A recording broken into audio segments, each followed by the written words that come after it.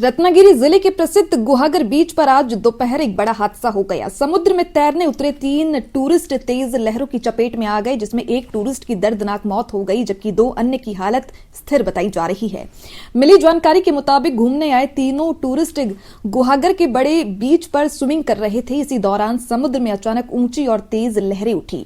लहरों की रफ्तार और पानी का बहाव इतना ज्यादा था कि तीनों टूरिस्ट किनारे से दूर खिंचते चले गए और डूबने लगे।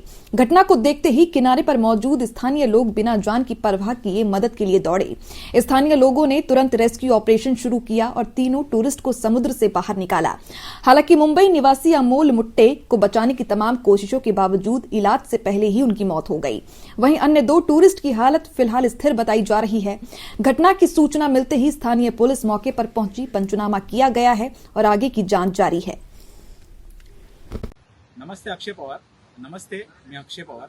तर आज दिनांक 27/12/2025 रोजी पर्यटकांची खूप गर्दी होती गुहागर बीचवर आणि वरच्या पाटात सहज मी फेरफटका मारायला आलो होतो आणि त्यावेळी 3 टुरिस्ट पाण्यामध्ये डुबताना दिसत होते. प्रथमदर्शी असं वाटत होते की ते पोहण्यासाठी गेलेत, परंतु त्यांचं अंतर हा बीचपासून किमान तरी 50 ते 60 मीटर खोल होते आणि त्वरित आपण पहिले लाईफगार्डनं कॉल केलं प्रदेशला, परंतु ते पाण्यात त्यांची ड्युटी असल्यामुळे ते फोन कॅरी करत नाही. त्यानंतर आपण सीओना कॉल, जे आपले व्हिडिओ आहेत शेखर बिलारे, त्यांना कॉल केला. मग त्यांच्या कॉलनंतर आशिष आणि हे प्रदेश, हे 2 जे लाईफगार्ड आहेत आपल्या नगर पंचायतीचे, त्यांनी त्वरित ॲक्शन घेऊन जेटस्कीन येऊन तिन्ही जे टुरिस्ट होते त्यांना बाहेर आणलेले आहे.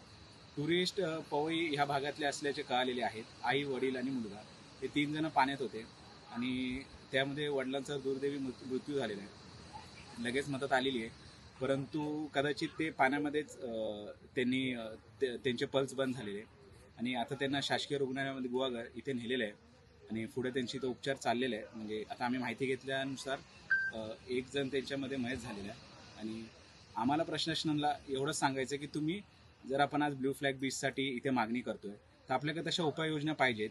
भले तुमच्याकडे प्रपोजल दिले असतील लोकल बॉडीनी, परंतु जे वरचे जे प्रशासन आहे त्यांनी जोपर्यंत ते मंजूर करत नाही तोपर्यंत काहीच होऊ शकत नाही. आता बेसिक सांगायला गेलं तर इथं वॉकी टॉकीज नव्हत्या, इथं लाईफगार्डची बोट नव्हती, स्पीड बोट, जे की असणं खूप गरजेचं आहे. कारण का आपण गर्वाने जिथं सांगतो की आपलं 7 किलोमीटरचा बीच आहे महाराष्ट्राचा, जो की सगळ्यात मोठा आपण क्लेम करतो, तर त्या 7 किलोमीटरच्या बीचला मेंटेन करायला तशा उपाययोजना पाहिजे, तशा आपत्ती व्यवस्थापनाच्या आपल्या काही गोष्टी पाहिजे. तर त्या इथं कुठंतरी मिसिंग दिसल्या, तर जर असतील तर त्या लवकर उपयोगात आणाव्या प्रशासनाने आणि नसतील ते लवकरात लवकर उपलब्ध करून देऊया. हेच आम्ही स्थानिक ग्रामस्थांकडून किंवा गुहागरवासियांकडून विनंती आहे. धन्यवाद.